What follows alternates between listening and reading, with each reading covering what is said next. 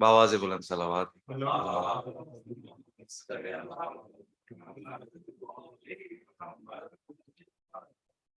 مولا حسین کی شان میں تو اس کی چند اشعار.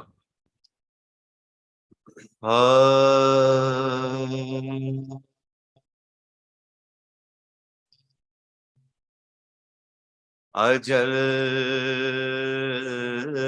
کو ہو گیا پھر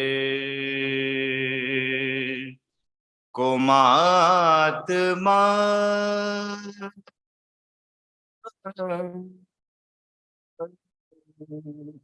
تل میں اجل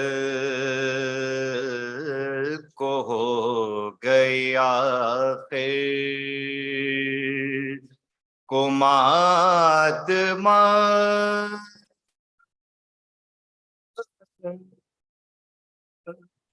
تل میں حسین بانٹ رہے تھے حیات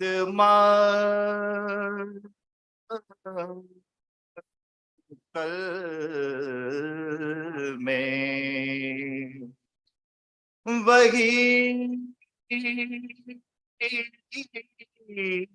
کیا جو کہا تھا رسول اکرم نے وہی کیا جو کہا تھا رسول اکرم نے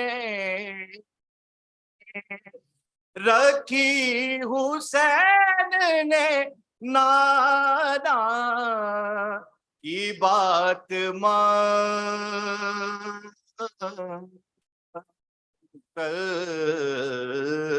میں اجل کو ہو گیا خیر. بر محمد والے محمد صلوات.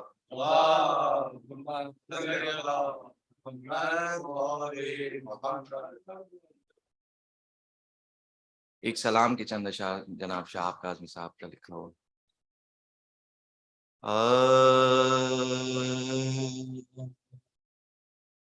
اس قدر بیتاب ہے دل کربلا کے واسطے. اس قدر بیتاب ہے دل کربلا کے واسطے. ہاتھ اٹھے رہتے ہیں جب دیکھو دعا کے واسطے. اس قدر بیتاب ماں سوا بس سچ کہیے خدا کے واسطے. ماں سوا بس سچ کہیے خدا کے واسطے. تھا ٹھکانا بھی کہیں کوئی وفا کے واسطے. اس قدر بیتاب دوں اگر ان کو وسیع مصطفیٰ کے واسطے. دوں اگر ان کو وسیع مصطفیٰ کے واسطے مشکلیں دیتی پھرے مشکل کشا کے واسطے اس قدر بیتاب آ کے مجلس میں حسین بن علی کے نام پر آ کے مجلس میں حسین بن علی کے نام ساتھ لیتے جاؤ کچھ روزے جزا کے واسطے اس قدر بیتاب توجہ چاہوں گا اس شعر پہ یوں تڑپتے ہیں محرم کے لیے اہل رضا یوں تڑپتے ہیں محرم کے لیے حفظ میں جیسے کوئی تڑپے ہوا کے واسطے اس قدر بیتاب میں کسی کا دل جلانے کے لیے کہتا نہیں میں کسی کا دل جلانے کے لیے کہتا یا علی کہتا ہوں میں دل کی جلا کے واسطے اس قدر الفت حیدر اگر ہے جرم تو اس جرم پر الفت حیدر اگر ہے جرم تو اس جرم پر گردن حاضر ہے صدیوں سے سزا کے واسطے اس قدر بیتاب ہے دل کربلا کے واسطے 6 مہینے کے مجاہد لے کے آئے ہیں حسین 6 مہینے کے مجاہد لے کے آئے ہیں امتحان سخت ہے یہ حرملا کے واسطے اس قدر جو علی والے ہیں بس دل ان سے ملتا ہے شاہ جو علی والے ہیں بس دل ان سے ملتا ہے اس میں گنجائش نہیں چونو چرا کے واسطے اس قدر بیتاب ہے محمد وآل محمد صلوات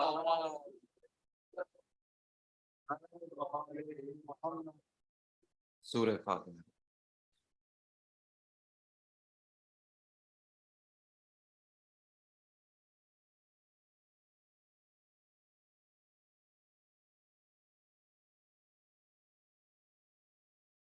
اور محمد وآل محمد بلندر صلوات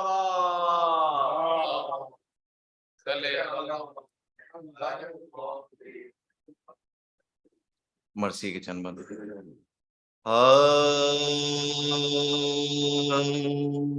وطن سے چھٹ کے کوئی خستہ جاں شہید نہ ہو، وطن سے چھٹ کے کوئی خستہ جاں شہید نہ ہو، کوئی مسافر بے خانماں شہید نہ ہو، کسی کے گھر پہ کوئی مہرباں شہید نہ ہو، شہید ہو تو وہ تشنہ شہید، شہید ہو تو وہ تشنہ شہید نہ ہو، سفر میں موت کا آنا بڑی مصیبت ہے، جو لاش دفن نہ ہو اور بھی قیامت ہے، جو لاش دفن نہ ہو اور بھی قیامت ہے، ہوا یہ ظلم زمانے میں دو غریبوں پر، وہ ایک بے قصو مسترغ فاطمہ کا اور ایک مسلم بے پر غریب و کوئی نہ ان کا معین تھا نہ آپ کا،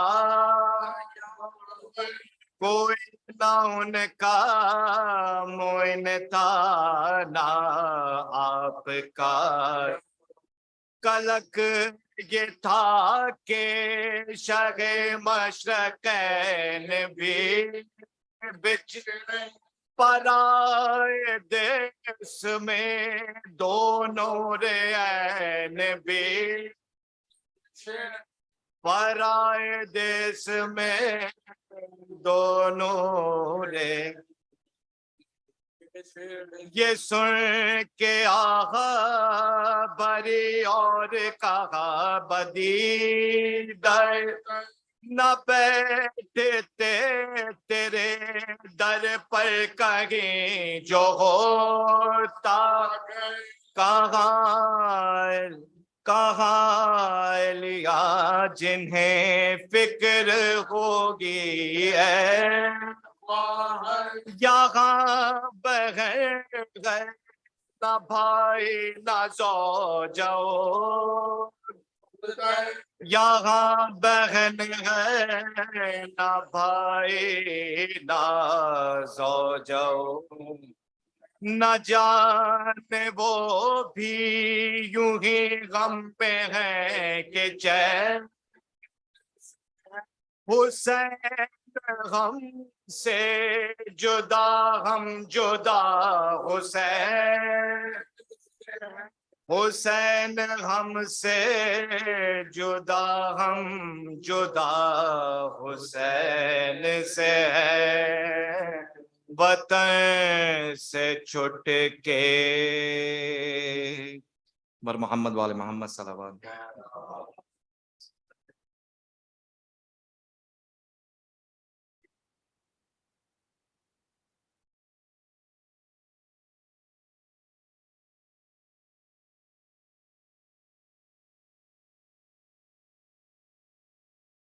بر محمد وآل محمد صلوات.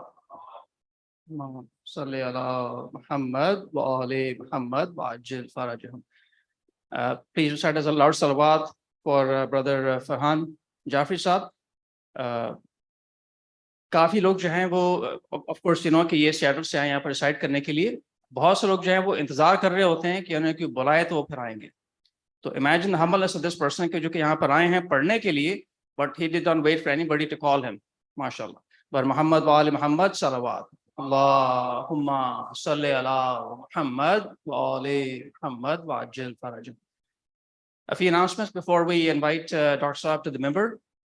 First is, and it'll be a repeat, first is के रोजाना यहाँ पर शाम को फ्रॉम 8:30 to 9:30 बच्चों के लिए मजलिस होती है, तो please do bring your kids. That's a Majlis in English for the kids. Secondly, there is also going to be a blood drive at all the centers this coming Sunday, July the 23rd, from 8 o'clock in the morning till about 2-ish or so. There's also a Los Angeles Jalous on this coming Sunday from starting at about noon, going on till 4 o'clock, inshallah. So please do come with your kids and your families. A couple of things also mentioned, and that's with a lot of humbleness and with due apology in advance. Management request ki thi ke we have, and this is something that only you know, nobody else can gauge that. बहुत से लोग जो हैं वो बुजुर्ग हैं, बहुत से लोगों की टांगों में प्रॉब्लम्स हैं, बैक में प्रॉब्लम्स हैं. Please, the request is to please leave the chairs for those people who are truly in need. And once again, only you know that. If you have a need for a chair, please make use of it. But if you can sit on the floor, just so you can make some more room for those who are in more of a need, please do so. और दूसरी बात भी है कि this is also बचपन से सुनते आए हैं कि ये फर्श अज़ा है. तो फर्श अज़ा पे ज़्यादा सवाब आपके लिए बैठने का, अगर आप बैठ सकते हैं तो. If you cannot sit, absolutely no problem. But again, the request is to please be considerate of those who need the chairs. With that, I would like to invite Dr. Akbar Mithani Saab, and just one more word I'll say about him also. Most all of you know that he is visiting us from Vancouver. Dr. Saab is, mashallah, a practicing physician at the Fraser Medical Center. He is one of their regional medical directors there. So, mashallah, he is enlightening us with his knowledge, with his style, mashallah. तो इनकी सेहत सलामती के लिए, बुलंदी दर्जात के लिए बावाज़ बुलंद सलवात. अल्लाहुम्मा सल्ली अला.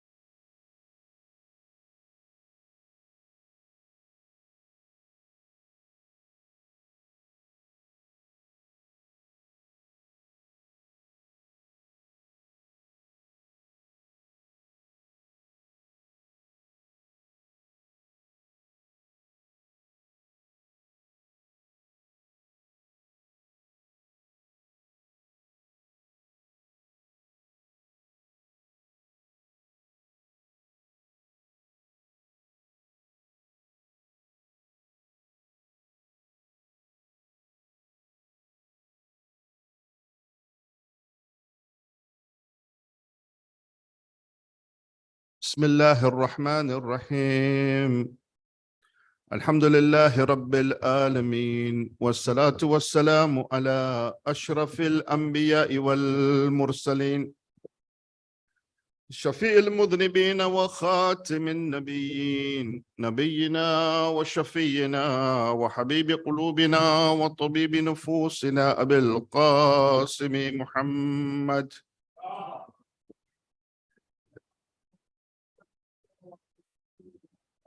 وعلى أهل بيته الطيبين الطاهرين المعصومين المنتجبين. بسم الله الرحمن الرحيم. رب اشرح لي صدري ويسر لي أمري واحلل عقدة من لساني يفقه قولي. اللهم صل على محمد وآل محمد. بسم الله الرحمن الرحيم. اللهم ارزقني شفاعة الحسين يوم الورود، وثبت لي قدم صدق عندك مع الحسين وأصحاب الحسين الذين بذلوا محجهم دون الحسين عليه السلام. أما بعد، فقد قال الله سبحانه وتعالى في كتابه المجيد وفرقانه الحميد: وهو أصدق الصادقين وقوله الحق. أعوذ بالله من الشيطان الرجيم بسم الله الرحمن الرحيم ألف لام ميم ذلك الكتاب لا ريب فيه هدى للمتقين آمنا بالله وصدق الله العلي العظيم صلوات الله.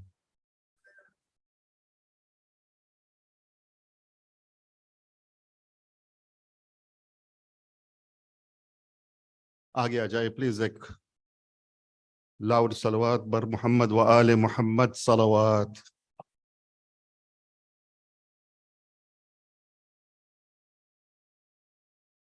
Elders of the community, my brothers and sisters in Islam, Salamun alaykum jami'an wa rahmatullahi wa barakatuh. أعظم الله أجورنا وأجوركم بمسابنا بأبي عبد الله الحسين عليه الصلاة والسلام. On the day of Ashura, there was a time when Aba Abdullah al-Hussein was on the burning fields of Karbala and he was wounded. There was no Qasim, there was no Ali Akbar, there was no Abul Fadl. The companions had been martyred, the family members had given their lives to Allah subhanahu wa ta'ala, and the Imam was wounded. And he was lying on the burning fields of Karbala, taking his last breaths.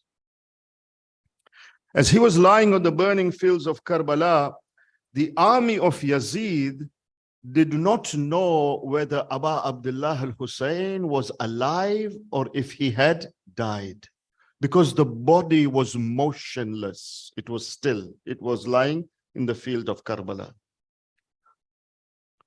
So they came to Umar ibn Sa'ad and they said to Umar ibn Sa'ad, they said, we don't know if Hussein is alive or if he has passed away. We don't know. His body is motionless on the fields of Karbala, but we are scared to go close to him to find out if he is alive or if he has passed away. So Umar ibn Sa'ad, he says, if you want to know if Hussein is alive or if he is not alive, then go towards the tent of the women folk with the intention that you are going to destroy and loot from the tent of the women folk. Go towards the tent of the women folk. If Hussein is alive, his zeal will not allow you, it will not allow him to have you go towards the tent of the women folk. That's the only way you can find out. So this group of army of Yazid, Umar ibn Sa'ad's army, they gathered themselves and they made their way towards the tent of the Khaymaga of the women folk. All the men had passed away. They'd all been martyred. So now they are charging towards the tent. And as Hussein is in the burning fields of Karbala, from the corner of his eyes, he sees that there is an army moving towards the tents of Zainab and Kulthum. And Imam Hussein would not allow this to happen. So with all his might, with all his strength, with all his courage, he takes himself and on his elbows, he raises himself on his elbows in the burning fields of Karbala. He raises himself and he makes a statement. This statement that he makes is the most important statement from my perspective of Aba Abdullah al-Hussein. The statement is made when he is in his last breaths. Everybody has passed away.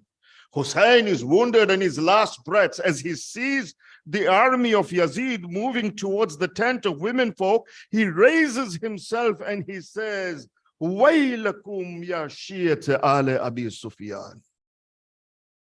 Woe be to you, O the followers of Abu Sufyan, in lam yakun lakum deen. Allahu Akbar. In lam yakun lakum deen.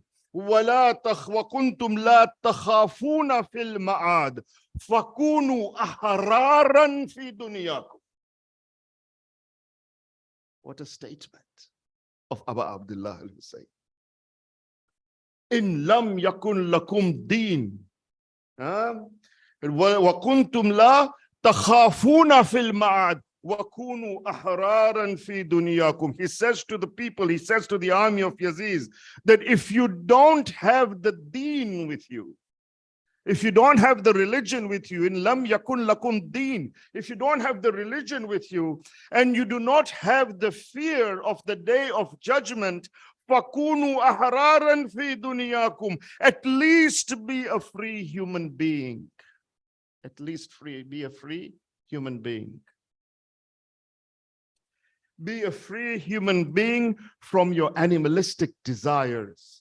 Be a free human being from your malice and your vices and your passions. Be a free human being. अगर तुम्हारे पास दीन नहीं है, अगर तुम्हारे पास religion नहीं है, अगर दीन नहीं है और तुम्हें क़यामत के दिन का कोई खौफ नहीं है, तो आजाद तो रहो, आजाद तो रहो.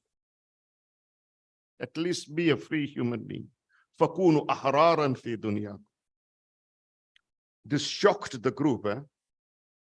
The group of Yazid that had gone, it shocked them. They threw their swords, they returned back. The horsemen returned back. And they used to say to each other, what a statement by Hussein ibn Ali. What a statement. And today we want to analyze this statement, because there is lots of lessons in this statement. Yeah, this is done at a time because in Masa'ib people do not read this, right? But we want to read this because this is a brilliant statement of Abu Abdullah al-Hussein, a statement for humanity. The universality of Hussein is encompassed in this statement. Look at what he says, yeah? In lam yakun lakum deen, if you do not have the religion of Islam with you, and you do not fear the day of judgment, at least be a free human being. Now, Imam here has identified three categories of people, yeah? Either there is a one category that actually are on the religion, and they do have the fear of the day of judgment, yes? That's one category.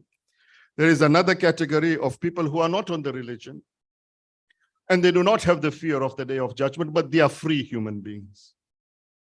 But the third category is who Imam Hussein is addressing, yes, that they do not have the fear of religion. They do not have the deen, they do not have the religion with them. They do not have the fear of the day of judgment, and they are not free human beings. Yeah, there are three categories. Now think about this. Who is Imam Hussein addressing? He is addressing Muslims. These are not kafir, These are not idol worshippers. These are the Muslims. The narrations say that these are people who used to fast in the holy month of Ramadan. They used to pray on time, not like us. We don't pray on time all the time, right? Sometimes we pray how? We say to ourselves, देखो ऐसा करते हैं, right at the end of Zohar के time पढ़ते हैं, फिर एक ही वुजू में जोहर भी हो जाएगी, असर भी हो जाएगी, मगरिब इशा भी हो जाएगी, all in one. These were not like that. Yeah? These people used to pray on time. They used to fast in the holy month of Ramadan. They used to have the marks of sujood in their forehead. This is what the narrations say. They were the Qari of Quran. They knew the Quran by heart. So we ask Abu Abdullah al-Hussein, you are telling these are Muslims. You are telling these people in lam yakun lakum deen. If you are not on the religion of Islam, but these guys are Muslims. They are on the religion of Islam. How can you say this, Abu Abdullah, that in lam yakun lakum deen? It seems that the definition of deen by Abu Abdullah al-Hussein is a little different from the way we define deen. Yeah. Abu Abdullah al-Hussein's definition of deen is a little different. The question Imam Hussein is saying is that if you're not on the religion, in lam yakun lakum deen, if you're not on the religion, at least be a free human being. Imam Hussein is saying that you cannot be on a religion that is just based on superficial rituals that you carry out, that you think that you are on the deen because you are carrying out these rituals. No, there is a deeper meaning to this deen. Imam says religion is not just carrying out rituals superficially. As a ritual, you pray, you fast, you do dua kumel, you do all of these things. These are rituals. If the rituals have not transformed you, then you are not on the deen. You are like these people. You are like these people who are going to raid the tents of the women folk. He says you at least be a free man. At least fakunu ahraran fi dunyakum. At least be a free man. The first stage that we have to learn about, the first stage that we have to learn about is that we have to be a free human being. We have to be human first before anything else. And this is what Islam is expecting from us. Yes? Once you have reached that level of being a human being, then only can you progress to a level of spirituality. Yeah, there's a lot of young people, sometimes they come to me and say to me, Dr. Sahab, I want to be an Arif. I want to be a Mullah Sadra, Ibn Arabi. Yes, I want to be an Arif. And my answer is, let's first focus on trying to be a human before we become an Arif. Yes? And what Imam Hussein is saying, that if you want to achieve spirituality, you must first achieve a basic level of morality and ethics in your life that makes you a free human being. And then only can you raise yourself to a level of spirituality. Right? What is this level of freedom that he's pointing to, right? You know, are we really going to just stay on the superfluous and superficial level of the deen? Or are we going to raise ourselves to a different level, right? Where we progress to a different and a higher level. For the Quran says, Alif Lam Mim, ذَلِكَ الْكِتَابُ لَا رَيْبَ فِيهِ هُدًى لِلْمُتَّقِينَ. What does Allah subhanahu wa ta'ala says? That he says this book, ذَلِكَ الْكِتَابُ, this book, right? There is no doubt in this book. There is no doubt in it. ذَلِكَ الْكِتَابُ لَا رَيْبَ فِيهِ. There is no doubt in it. And it is a guide. It is a guide to who? It is a guide to the muttaqeen. Allah in the Quran is saying that the Quran is a guide to the muttaqeen. Allah is saying you have to have first a basic level of taqwa within yourself before even the Quran can be a guide for you. Yes? A basic level of taqwa before even the Quran can be a guide for you. Think about these people, Muslims, Qari of the Quran, marks of sujood on their forehead, praying and fasting. What is it that made them to a level where they were ready to kill the grandson of the Holy Prophet? What happened? Yeah? What happened? That Imam Hussein is telling them, Fakunu ahraran fi dunyakum. Pehle insan to bano. Insan to bano. Yeah. Ayatollah Jawadi Amuli, you know, he says that there are many places in the Quran where the human being is able to create a level of goodness within himself. Yeah. The Quran talks about how the human being is be able to, develop a level of goodness within themselves. But he says that when they do that, then Allah subhanahu wa ta'ala infuses a light in the heart of that human being. And that is how he enlightens them. And then Ayatollah Jawadi Amuli says, however, there are three categories of people who are wretched, right? Who are evil, who are wretched, when the truth is presented to them. When the truth is presented to them. Three categories. And you see these three categories of people in Karbala. The challenge is, where are we in these three categories of people? Inshallah, I'm not talking about you. You are beyond these three categories. I'm talking about myself.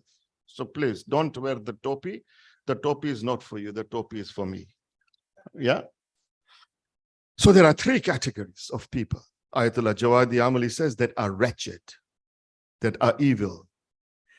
And he's not talking about non-Muslims. He's talking about Muslims. The first category are those is when the truth comes to them, they want to not hear the truth. They just want to close their eyes and close, their ears. They want to block their ears. They want to close their eyes. They don't want to hear the truth. And these people were prevalent in the time of the Prophet, yes? When the Prophet stood up and he wanted to talk about the truth, what did they do? They would close their ears and they would not want to see anything, and they would make noise and they would play drums, and they don't want to do all of those things, yeah? We can be the same, right? And we don't do what they used to do. We are a little bit more sophisticated, yeah? Today, if Musawwir Bhai says that Akbar Mithani is reciting Majlis today and he's only going to recite about fiqh and the ahkam of salat, nobody is going to come.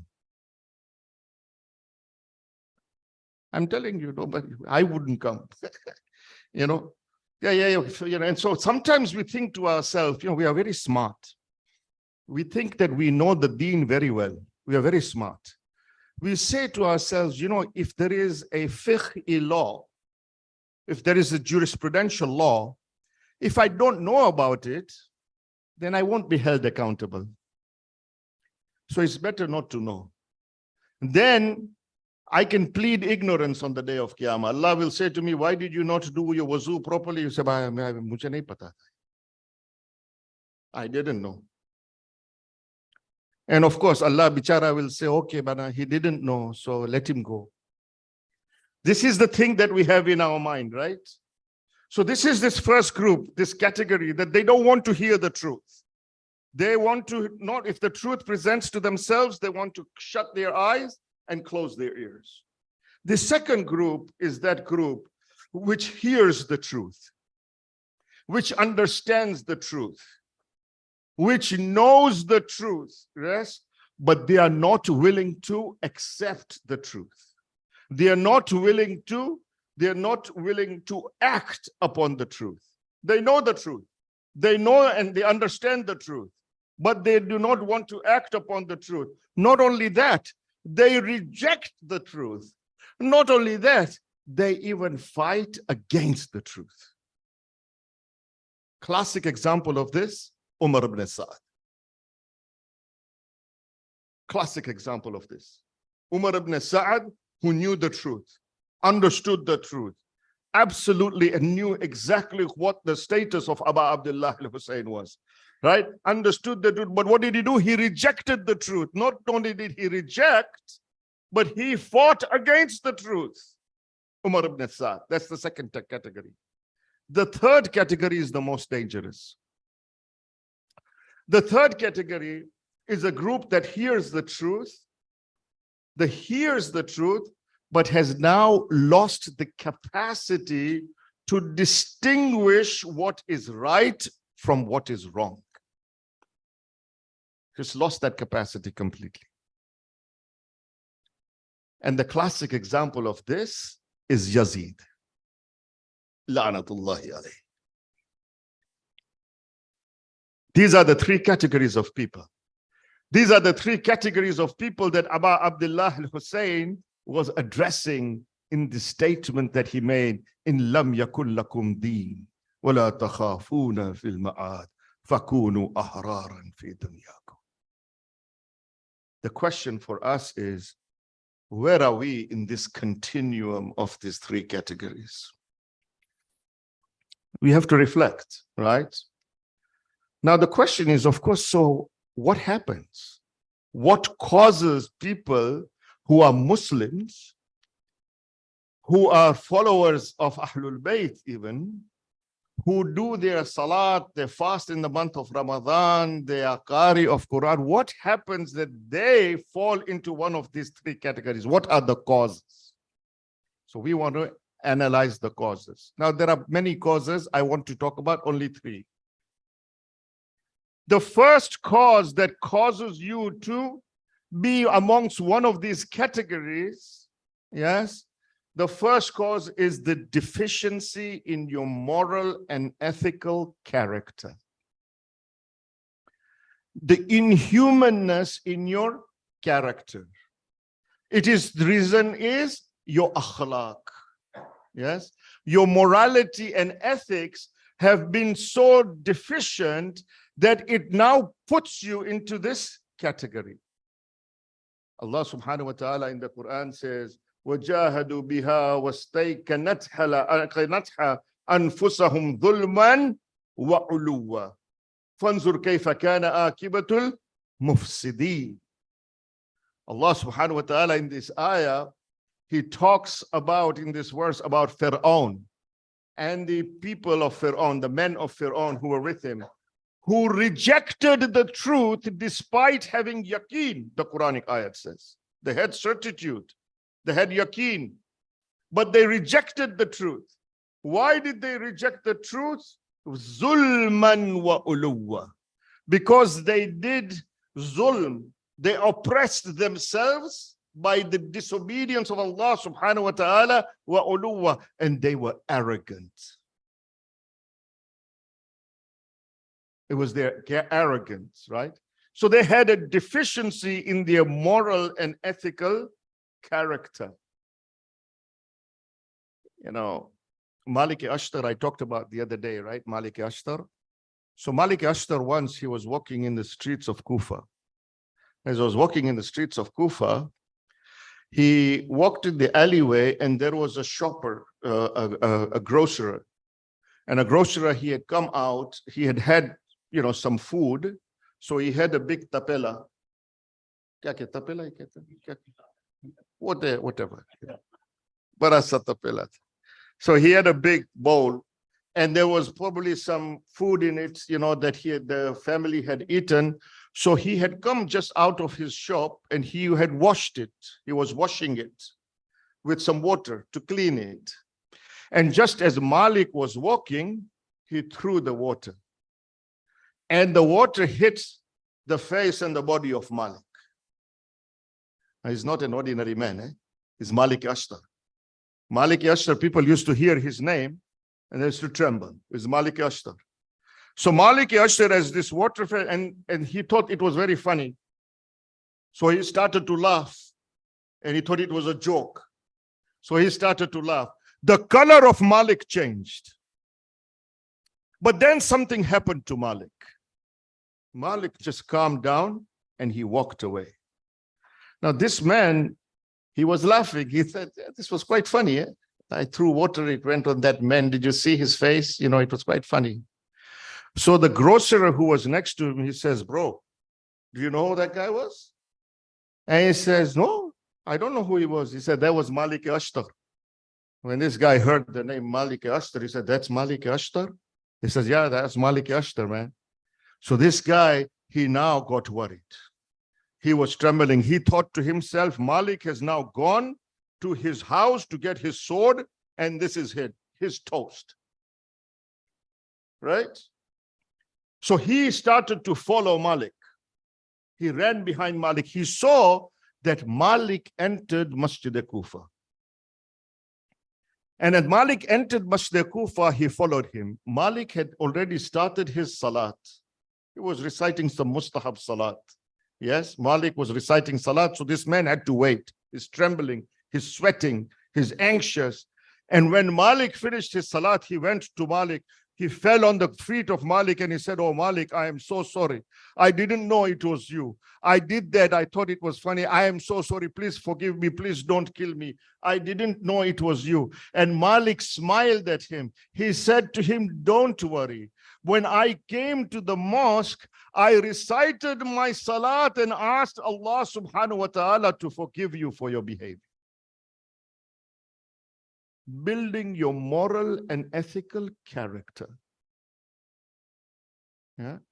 Because a deficiency in character will put you in one of these three groups. Yeah. You know, once the Holy Prophet sallallahu alaihi wasallam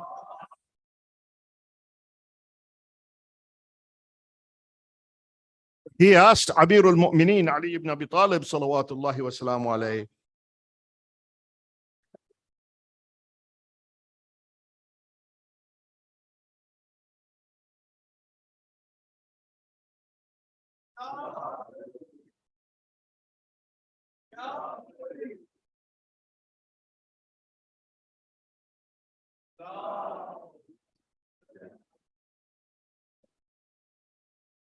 so he asks,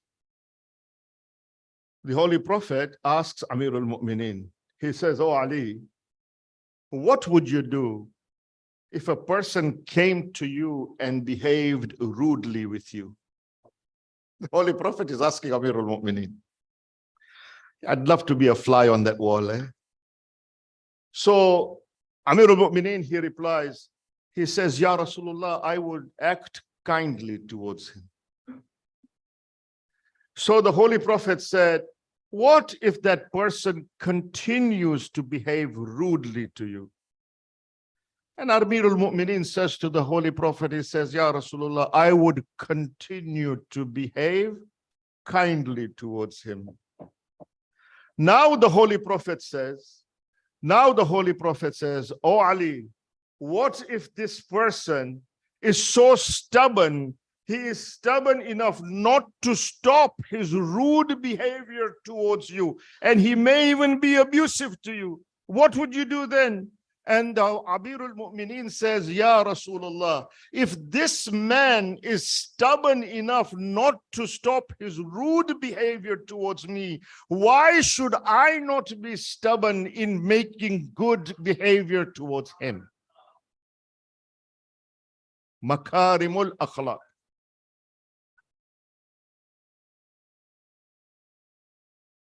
Makarimul akhlaq, yeah? What do we do?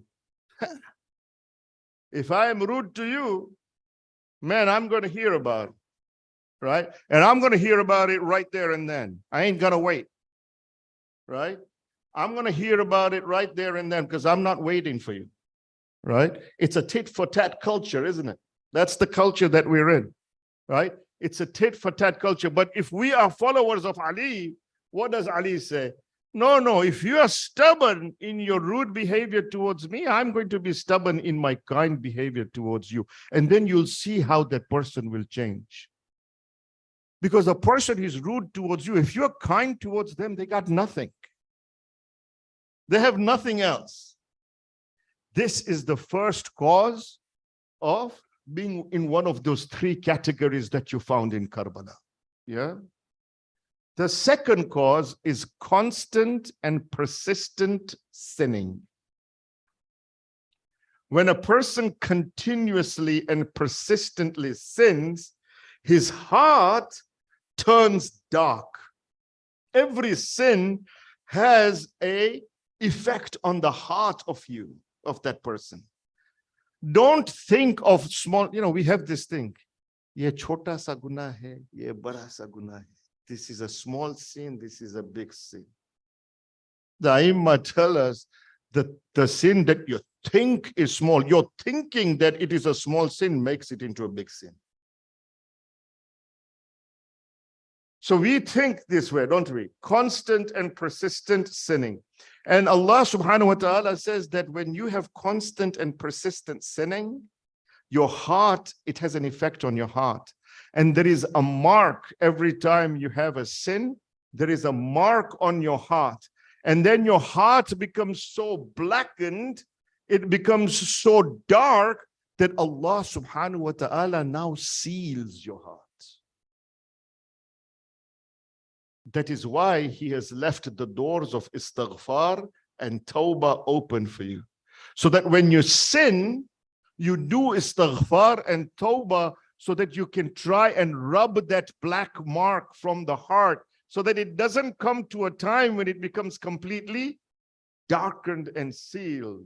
ثم كان عاقبة الذين أساءوا السوء أن كذبوا بآيات الله وكانوا بها يستهزئون. Allah subhanahu wa ta'ala says in the Holy Quran, this verse speaks of those people who continuously and perpetually sin to the extent that their hearts are darkened and then sealed by Allah subhanahu wa ta'ala. And then this ayah says, when their hearts are darkened and sealed, when the truth comes in front of them, they reject the truth and they ridicule the truth.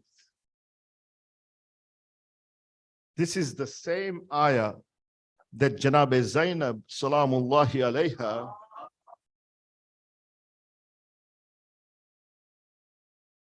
when she was brought in the courtyard of Yazid, and Yazid was in a drunken form, and he was mocking the head of Abu Abdullah al-Hussein, and he was reciting some poetry, right? Yazid was reciting poetry, and in his poetry he says the Hashemites have played a game of acquiring power to rule.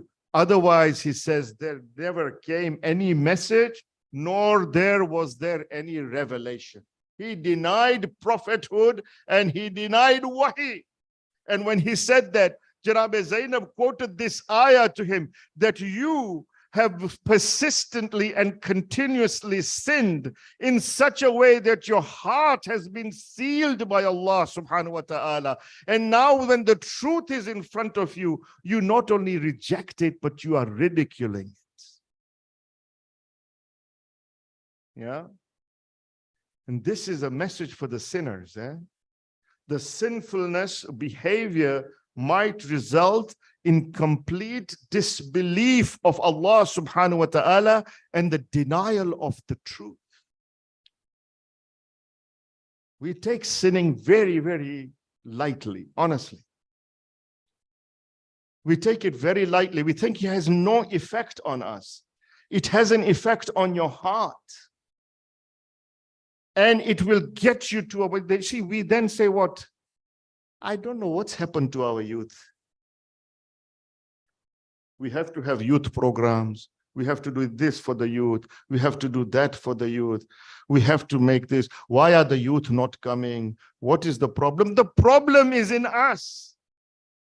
When we have not developed a moral and ethical character, and we are continuously and persistently sinning, it has an effect on our heart. And then we are crying, why is this not happening? Why is this not happening? The third cause that I want to talk about today is the attachment to the dunya. We talked about it a little bit, yeah? That's the third cause that will make you into one of these categories that Ayatollah Jawadi Amuli says, the categories that were found in the people who killed the grandson of the Holy Prophet. And this is our lesson today. Attachment to this dunya. And the best example of this is Umar ibn Sa'ad. On the night of Ashura, there is a one-to-one meeting between Al-Hussein and Umar ibn Sa'ad. If you go for ziyarah, and may Allah subhanahu wa ta'ala give us an opportunity to do the ziyarah of Abu Abdullah al-Hussein. If you go to ziyarah, there is a place where you can actually go where these two met on the night of Ashura. Imam Hussein asked to meet Umar ibn Sa'ad on the night of Ashura one-to-one. And when they met, Imam says to Umar ibn Sa'ad that walk away from this. Why are you doing this? And then Imam says to Umar ibn Sa'ad, he says, do you know who I am? And look at the reply of Umar ibn Sa'ad. Umar ibn Sa'ad says to Imam Hussein, I know exactly who you are. And the narrations actually give an account of what Umar ibn Sa'ad says to introduce Hussein to Hussein by Umar ibn Sa'ad. So Imam Hussein says, why? Why then are you why are you doing this? And there were three things that Umar ibn Sa'ad is, was basically talking about. And I categorized them into the three P's: power, property, and possessions. Umar ibn Sa'ad says to Abu Abdullah al-Hussein that if I kill you, that Ibn Ziyad has promised me the land of Ray. The land of Ray was a large land now in the southern part of Iran, southern part of Tehran. He said, I have been promised the land of Ray. And Abu Abdullah al-Hussein says to him, Umar ibn Sa'ad, let this go, I'll give you more than that. And he says, on the day of judgment, my mother Fatima Zahra salamullahi alayha will give you so much more than the land of Ra'i, let it go. And Umar ibn Sa'ad says to Abu Abdullah al-Hussein, the day of judgment I have not seen, but the land of Ra'i is the apple of my eye.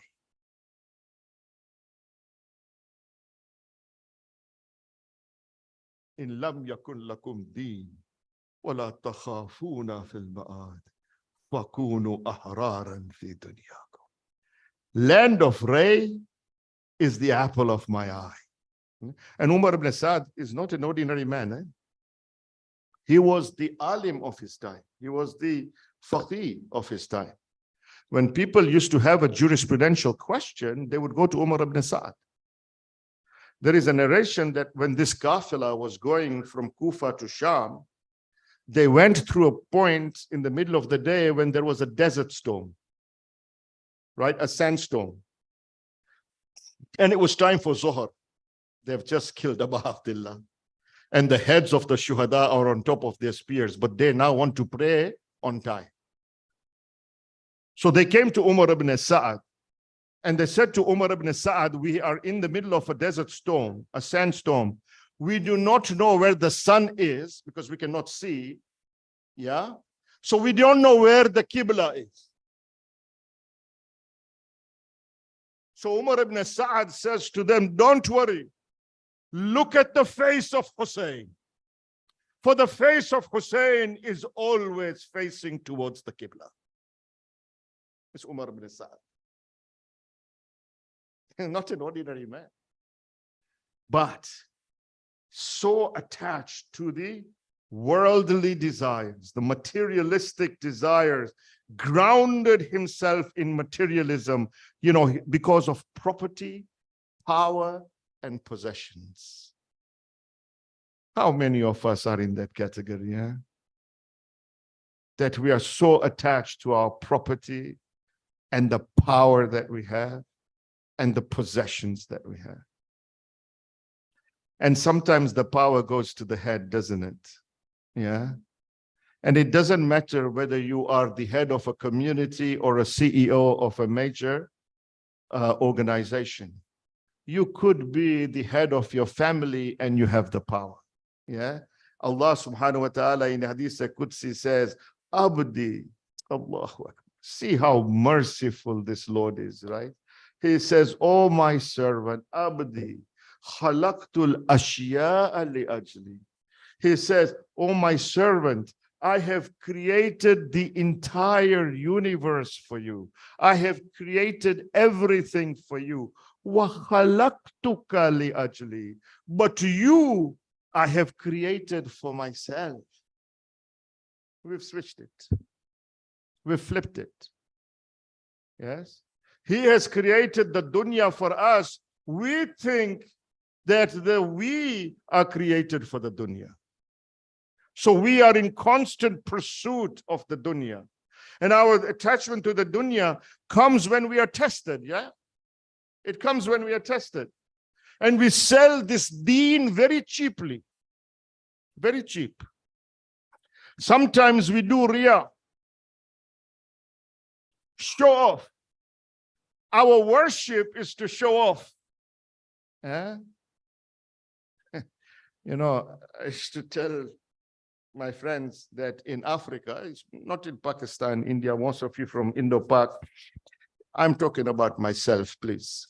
So in Africa, you know, in the old days, doesn't happen anymore. Eh? In the old days, we used to have arranged marriages, right? Now, if you talk about arranged marriages, the guy will slap you on the face, right? But in those days, we talk about arranged marriages. So what was to happen is that it was the parents who would decide.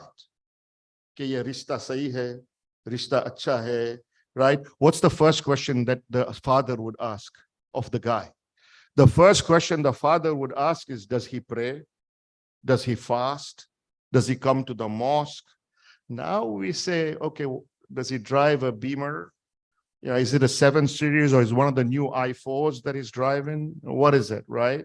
You know, because a Tesla doesn't do it anymore, right? A Tesla is not as good. You want the new e-vehicles, right?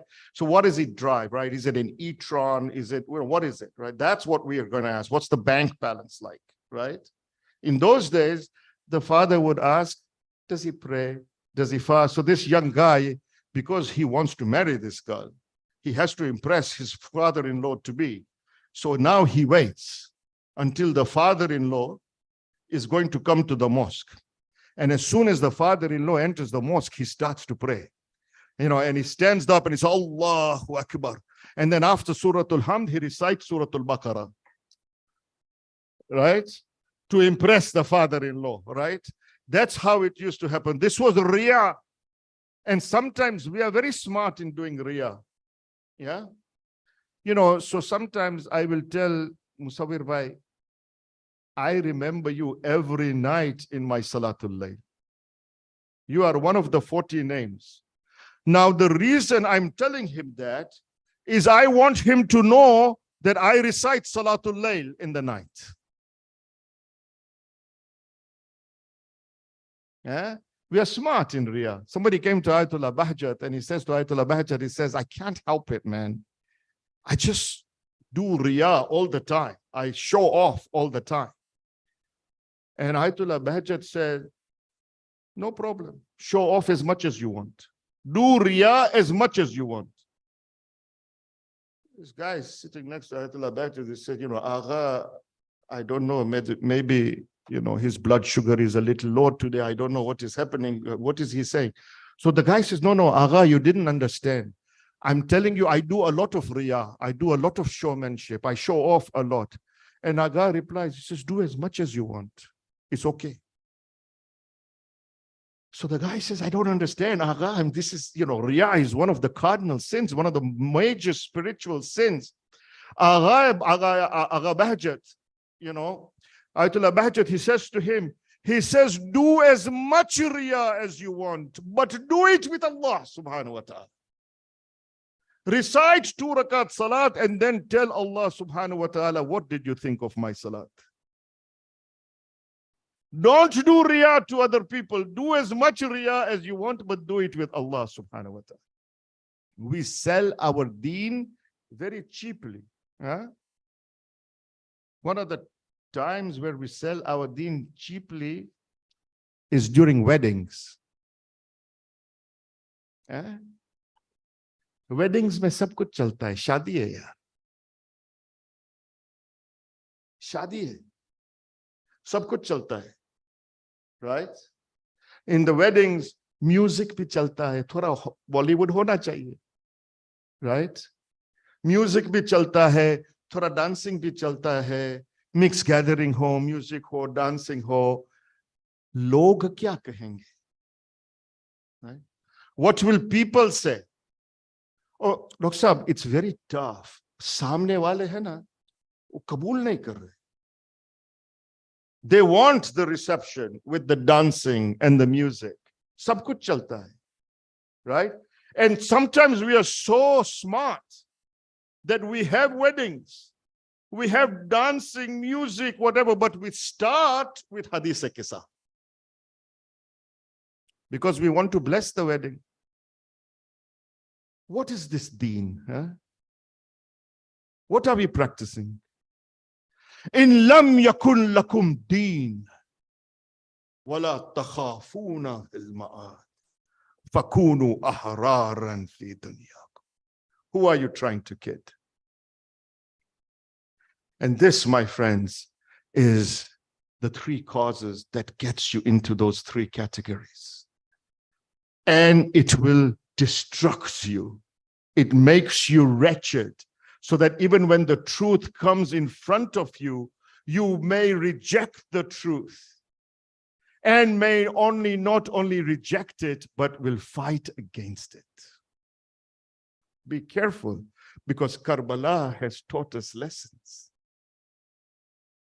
And we are here to follow the lessons. And sometimes, if you want to expose the inner self, then you learn from a personality like Muslim. This exalted personality of Muslim ibn Aqil. Muslim ibn Aqil is Babul Hawaij. You don't get a title of Babul Hawaij freely.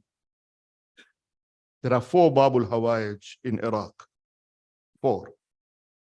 One is, of course, our 7th Holy Imam, Imam Musa ibn Jafar, salawatullahi wa salamu alayhi.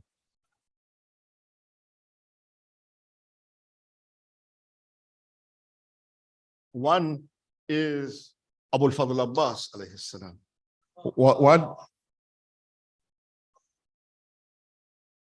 One is Ali al-Asghar, alayhi salam.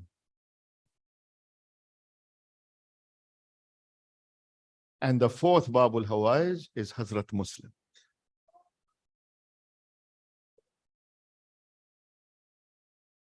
And look at how Hazrat Muslim is able to expose the inner self of the people of the Banu Umayyah.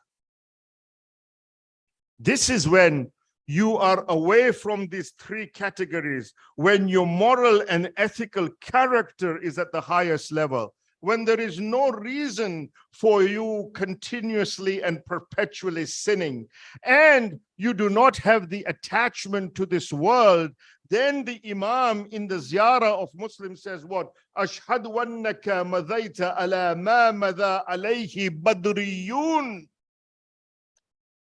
Hazrat Muslim ziyarah. He says to Hazrat Muslim, "O Muslim, I bear witness that you died for the same principles for which the martyrs of Badr gave their life." Alayhi badriyun. What is the principles of the martyrs of Badr? Al-mujahiduna fi sabilillah. Those who strove in the way of Allah subhanahu wa ta'ala. Al-mubalighuna fi jihadi a'da'ihi. And they did their best in struggling against the enemies of Allah subhanahu wa ta'ala. Wa nusrati awliya'i. And those who were supporting the friends of Allah subhanahu wa ta'ala. This is Muslim, my friends. Muslim. You know, when Hazrat Muslim is appointed by Imam Hussein alayhi salam as his ambassador, as his emissary, what does Imam Hussein say to Hazrat Muslim? What does he say about Hazrat Muslim? Imam says in this narration, Imam Hussein, he's saying about Hazrat Muslim that he is the most trustworthy. He is the most trustworthy, and he is from my Ahlul Bayt. Hazrat Muslim. Imam Hussein is saying that he is from my Ahlul Bayt. Yeah. In this ziyarah, Muslim is compared to the martyrs of Badr. Yes. And you see there's a difference, right? In Badr was a fight against the mushrik, right? So people fought against the mushrik, right? In Badr.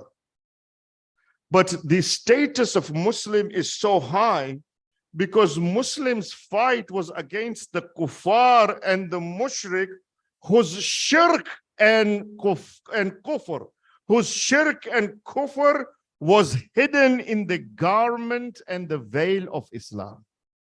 It's a harder fight. It was from these groups of people that we talked about. Had it not been for Hazrat Muslim and his stance in Kufa, then the reality of Banu Umayyah would never have been exposed.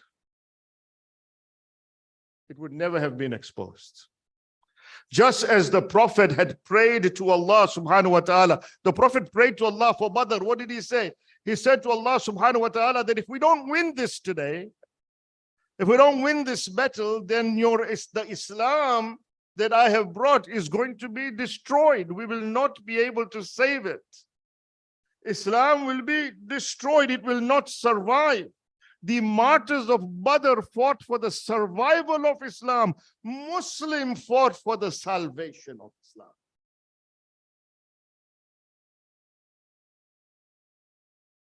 And that comes with the principles of the people of Badr, because they had that iman, that taqwa, that patience, that steadfastness, right? Those three causes they did not have within them.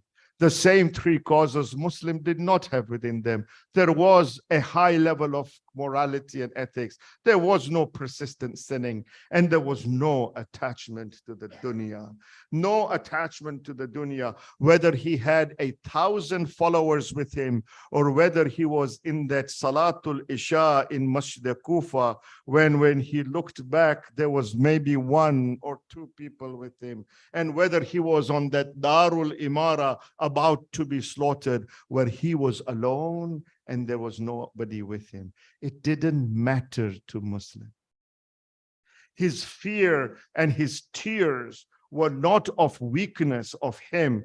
His tears was because he had concern and love for Abu Abdullah al-Hussein. He had the love of his wali of his time. He had called Abu Abdullah al-Hussein to Kufa. His fear and his tears was that my Imam is coming. This was the manifestation of the Aqidah of Muslim, just like the manifestation of the Aqidah of the martyrs of Badr in Badr.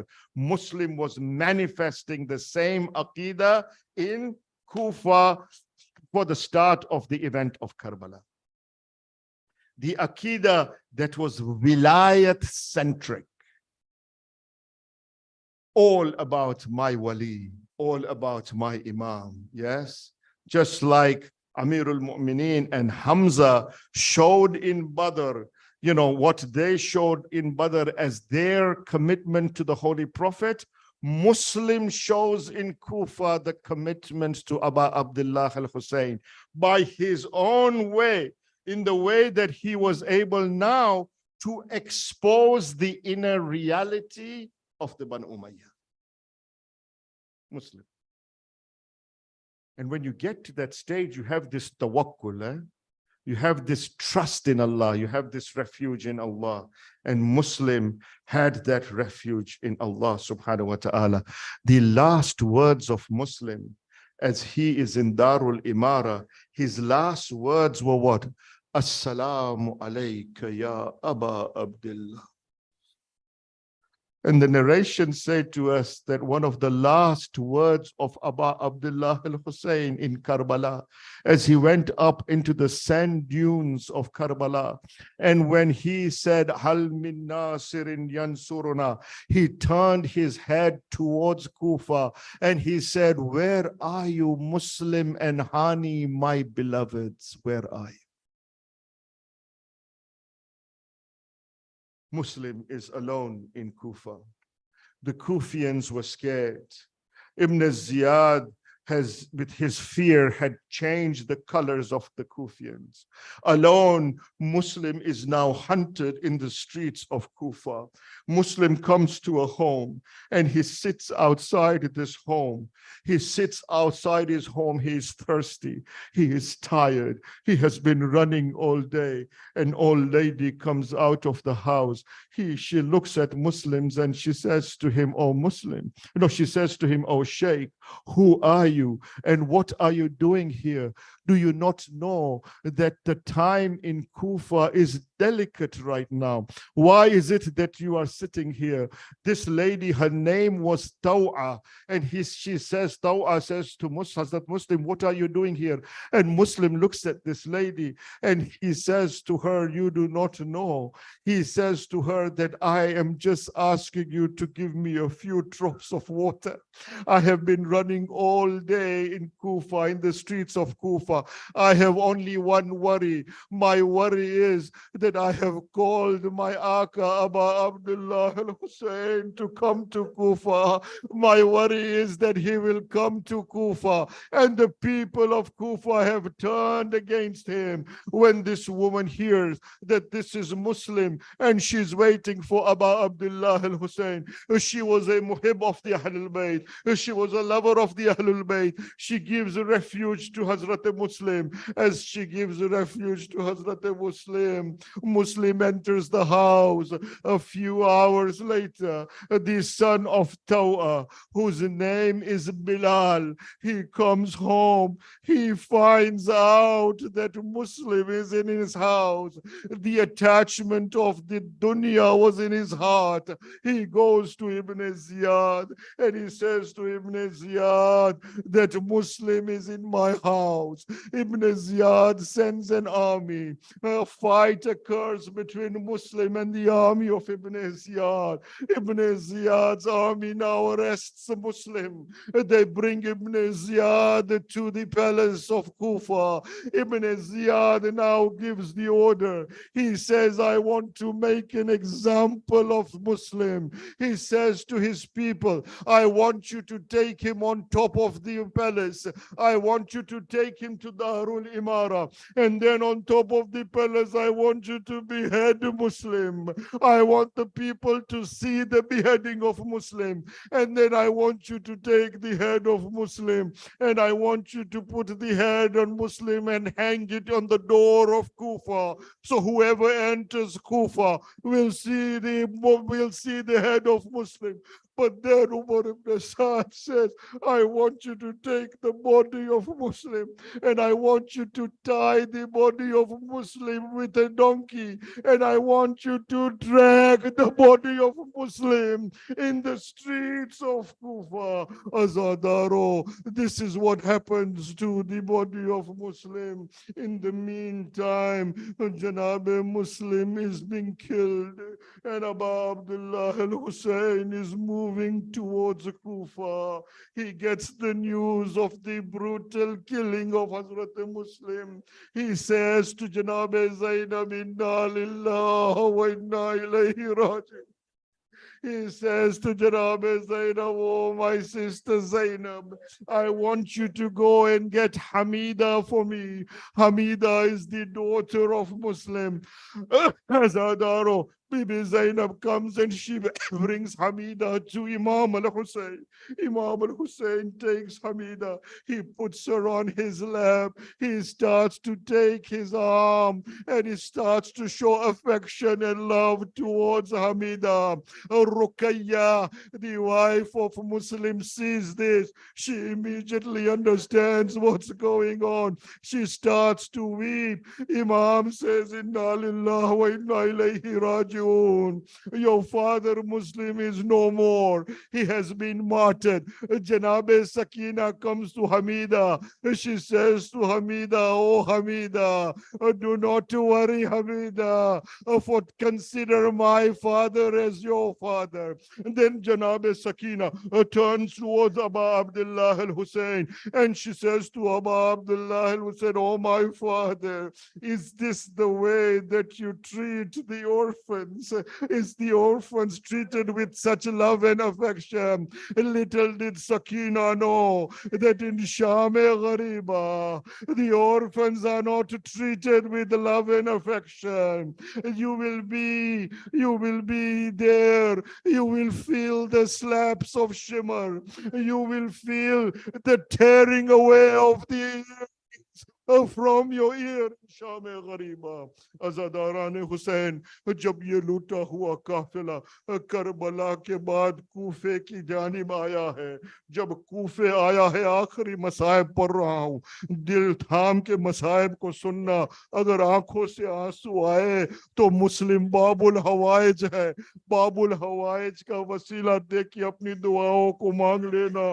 عزاداروں, جب یہ لوٹا ہوا قافلہ کربلا کے بعد کوفہ آیا ہے تو رقیہ نے دیکھا کہ کوفے کے دروازے پہ ایک سر ہے, وہ سر کوفے کے دروازے پہ لٹا ہوا ہے, رکھا ہوا ہے. جناب رقیہ نے سر کو دیکھا, ایک مرتبہ رقیہ رونے لگی. مسلم کے سر کو دیکھا, مسلم کے سر نے رقیہ کو دیکھا, رقیہ نے مسلم کے سر کو دیکھا. عزادارو, اب رقیہ مسلم کے سر کے ساتھ باتیں کر رہی ہے. ایک مرتبہ رقیہ نے کہا, مسلم, میں آپ کو یہ نہیں پوچھنے والی کہ آپ کو پتھر کس نے مارے. مسلم, میں آپ کو یہ بھی نہیں پوچھنے والی کہ آپ کا سر دارالامارہ میں کیسے قلم ہوا.